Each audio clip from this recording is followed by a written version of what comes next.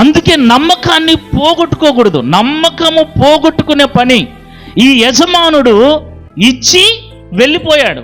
చాలా మంది ఎదురుగ్గా బాలే లాయల్గా ఉంటారు. ఎదురుగ్గా ఉంటే, భర్త ఎదురుగ్గా ఉంటే, భార్య ఎదురుగ్గా ఉంటే, తల్లిదండ్రులు ఎదురుగ్గా ఉంటే, పిల్లలు ఎదురుగ్గా ఉంటే, సేవకుడు ఎదురుగ్గా ఉంటే, విశ్వాసులు ఎదురుగ్గా ఉన్నప్పుడు చాలా లాయల్గా ఉంటారు. చాలా నమ్మకత్వానికి ప్యాంటు షర్ట్ వేసినట్టు ఉంటారు. వీళ్ళట్లా వీపిస్తానే, వీళ్ళట్లా కనబడకుండా వెళ్తానే ఇంకా ఊరికి పోతున్నామంటే, భార్య ఊరు వెళ్ళినప్పుడు, భర్త లేనప్పుడు, తల్లిదండ్రులు లేనప్పుడు, సేవకుడు లేనప్పుడు, నీ యజమానుడు లేనప్పుడు నువ్వు లాయల్గా ఉంటే అది నిజమైన నమ్మకత్వం. ఎందుకు వెళుతుంది భార్య, ఎందుకు వెళుతాడు భర్త, ఎందుకు వెళుతాడు యజమానుడు అంటే నీ మీద నమ్మకంతో. చూడండి, భర్త మీద నమ్మకం లేని భార్య, భార్య మీద నమ్మకం లేని భర్త ఒక్క క్షణం కూడా విడిచిపెట్టి ఉండడు.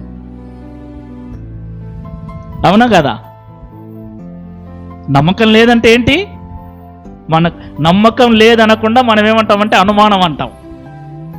మీకు ఇట్లా చెప్తే అర్థమవుతుంది. ఈయన ఏందమ్మా ఎప్పుడు ఉంటాడు కదా, కోతలు కోసేటప్పుడు, నాట్లు వేసేటప్పుడు, పని చేసేటప్పుడు శేని వాళ్ళు మనకన్నే ఉన్నారనుకో, కూలికి పోయినప్పుడు ముఖ్యంగా, గుత్తకు పోతే ఏ ప్రాబ్లం ఉండదు. అదే కూలికి పోయినామనుకో, కూలికి పోయినప్పుడు వాళ్ళు కూడా, నువ్వు మిరపండు కొయ్యనీకి పోయినా వాళ్ళు వెనకమ్మడే ఉంటారు. అమ్మా కాయలు రాలిపోతున్నాయి చూడు, ఏరుకో, ఆ కాయలు వదిలేసినావు చూడు. వీళ్ళు అలా చెప్తుంటే మనకెట్టుంటుంది? ఏమండి, నచ్చడా యజమానుడు? ఎందుకు?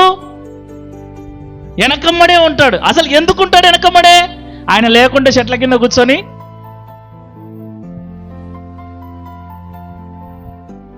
అందుకే చాలా మంది కూలికి ఇవ్వరు, గుత్తలకి ఇచ్చారు.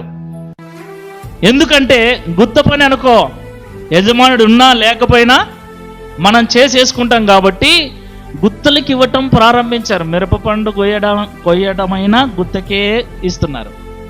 వెళ్ళిపోతారు, ఇంకా మీ ఇష్టం, మీరు ఏమన్నా కోసుకోరని. నమ్మకం లేనోడు మనల్ని విడిచిపెట్టడు. మన మాటలో చెప్పాలంటే అనుమానం ఉన్నోడు మనల్ని విడిచిపెట్టడు.